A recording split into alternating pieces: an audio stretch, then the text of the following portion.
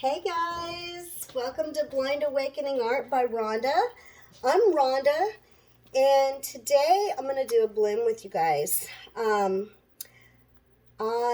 have a new pouring medium recipe for my blooms, and I'm pretty excited about it.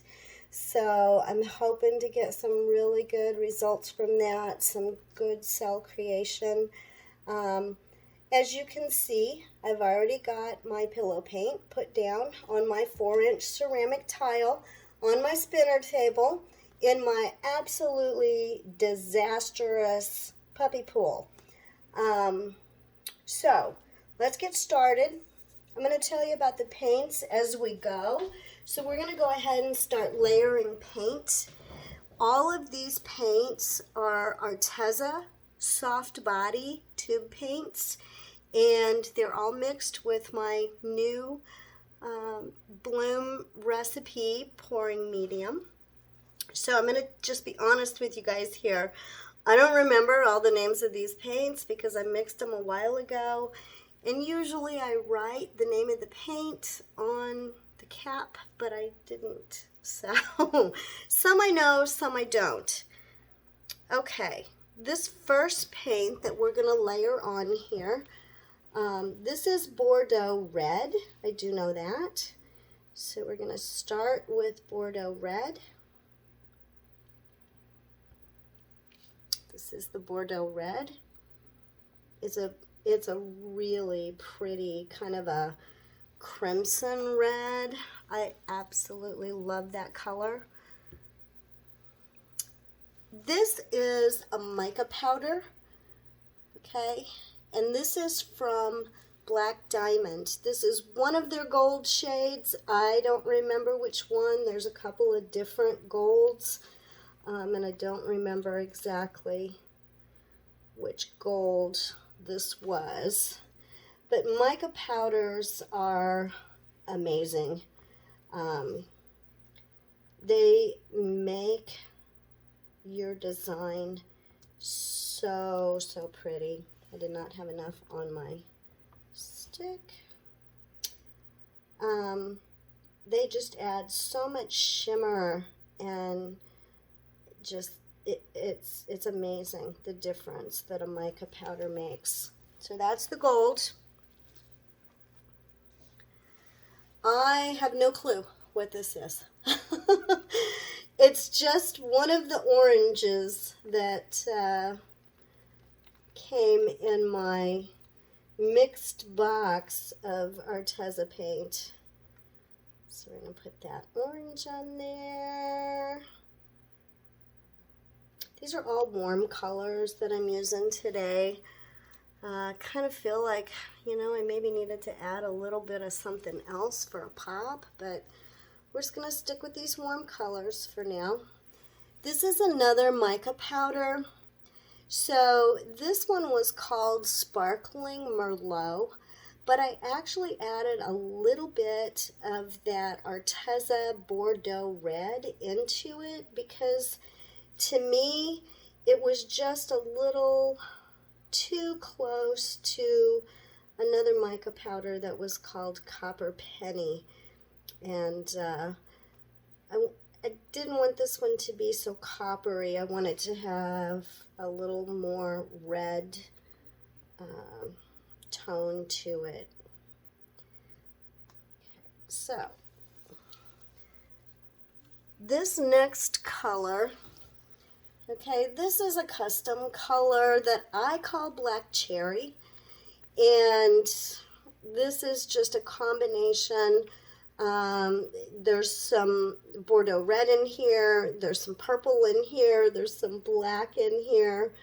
So this is my custom Black Cherry.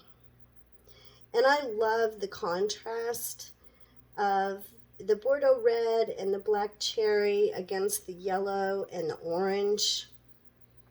I just love it. I just love it. Okay, so the last color that we're going to put on here, this is Mid Yellow by Arteza.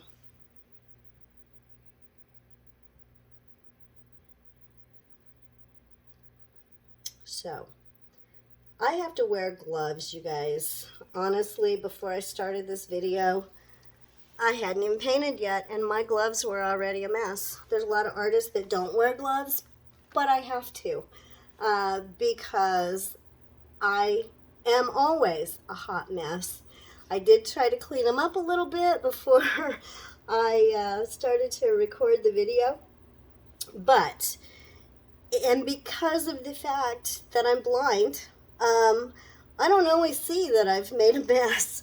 So I just can't have this all over my hands.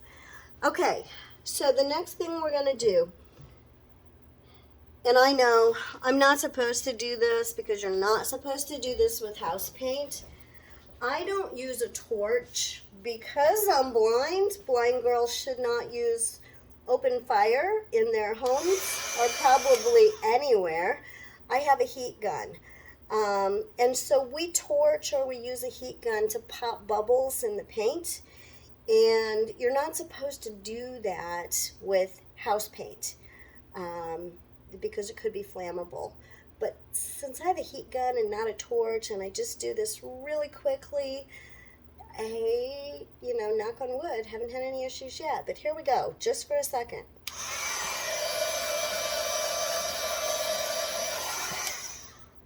That's it. That's all it takes. Hopefully the bubbles popped.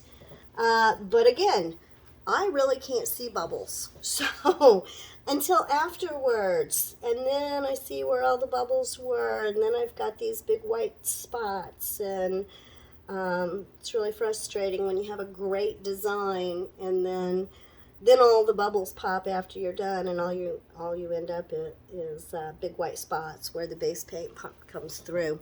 So for cell activator today, we're going to double date on the cell activator, and we're going to do a little black and a little white. So just a tiny drop of black.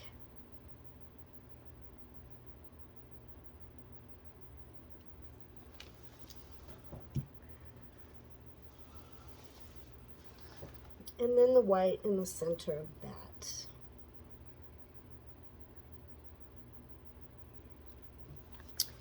Okay. Now for the fun part. And I hope my head doesn't get in the way too much. I've not recorded myself doing a bloom before, so I'm not real sure what you guys are going to see, because I have a hard time actually seeing the screen to tell what you guys are seeing. I'm kind of waiting for a little halo effect, and I have to look with my magnifying glass to see that halo effect. I see it coming through in the black, and now I'm starting to see a little bit of the halo in the white. So I'm going to come around here to the other side, and I have to get in real close. Here we go.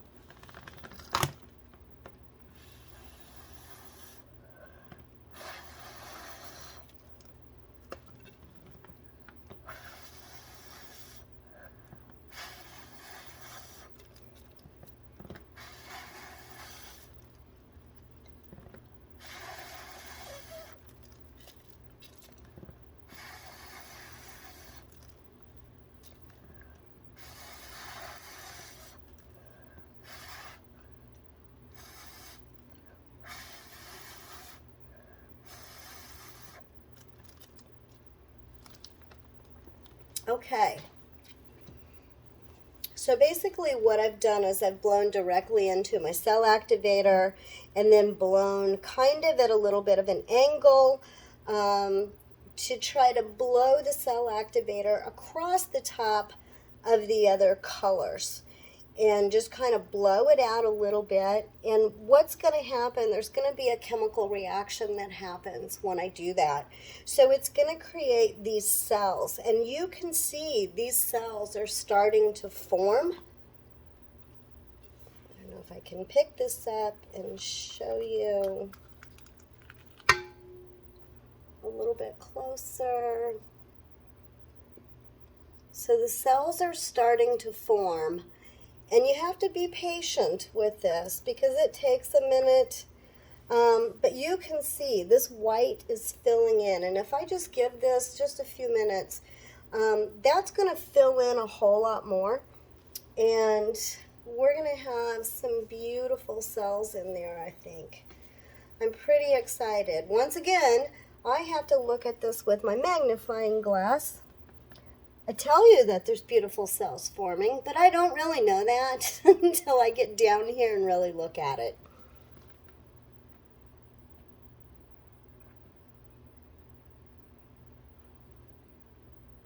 Yeah, this is pretty. Oh my gosh, this is so pretty, you guys. This is so, so cool. Again, those dark black cherry and Bordeaux red colors, when they mix with the oranges and the yellows and the contrast, I mean, it is just so cool. So I am super, super excited about this one. I'm just going to keep talking for a minute because we're still waiting for some of this white to kind of fill in here. Now, sometimes I embellish these, and this one I'm not going to because my cells are going out to the edges here, so I don't want to mess my cells up. But sometimes I do embellish, and I make some little swirls in the paint that just add additional interest to the composition. But I'm not going to do that this time. So, if I wasn't recording, I would probably go ahead and just let this sit here for a couple more minutes.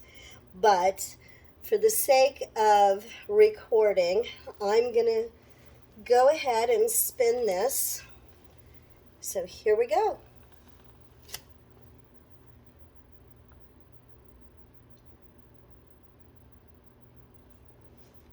Pretty, pretty, pretty. Oh my gosh, you guys, this is so pretty.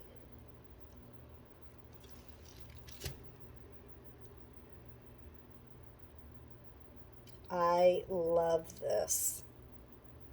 Love, love, love. Can you guys see that? I'm going to go this way one time. Just trying to get it to go over all four corners. You can see there's a lot of paint that comes off, and a lot of times, you know, the designs that flow off the sides of the canvas or the tile are just as pretty as your actual painting itself. And I do have some things I do with that excess paint sometimes. I have some little 2" by 2" mini canvases that sometimes I will dip those mini canvases in that paint. Just dip it straight down in and pull it up. And those can make some super cool patterns. And then I put a magnet on the back of those once they're completely cured and then sealed. But there's some other things. I make some jewelry too. And so there's something, if I let this dry, then it would be called a skin. And then I can use that skin to mount into a bezel for a necklace or earrings or something like that.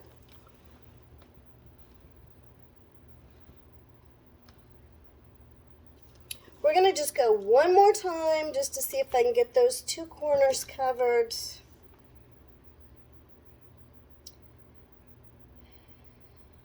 If you don't get enough paint off the canvas, then your paint can crack. And nobody likes that. So I've got a little corner here, little tip of a corner here, little tip of a corner here. So one more time.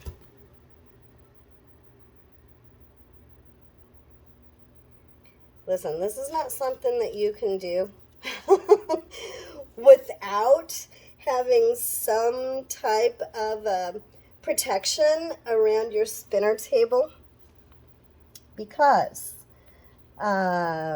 you will have a mess all over yourself, all over your floor. All right, so this one is in the books, you guys. So now I've got to try to, here's what I'm going to do first, so I don't make too big of a mess. I'm just going to scrape. This is hard. I have no depth perception, so I don't know exactly when I'm up against the tile. And I have, in the past, set my scraper on top of my tile and totally screwed up my design. But we're good this time. Okay, so I'm just going to take my spatula, just going to lift this tile, stick my hand underneath here very carefully. I'm going to try to hold this up closer for you guys to see. Is that so cool? Oh my gosh, I love it. Hey you guys, thanks so much for showing up and hanging out with me today. I appreciate it. Stay tuned. Got some more designs coming up, some more color palettes, and I'm super excited that you decided to take a peek, and I hope you stick around. Have a great day. Thanks.